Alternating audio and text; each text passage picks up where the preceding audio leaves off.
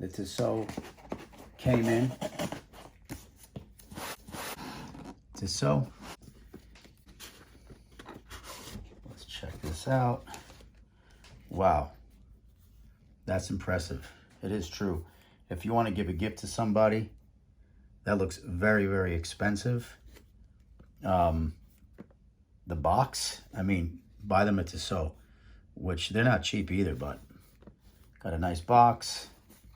You got the back with the paperwork, little library of books, warranties, story of a watch company, and there we go.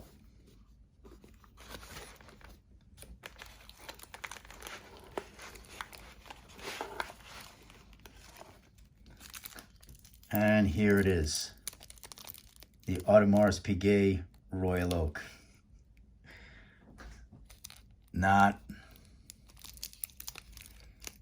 Wow. Everything has the plastics on it. Awesome. Okay, that's it for the unboxing.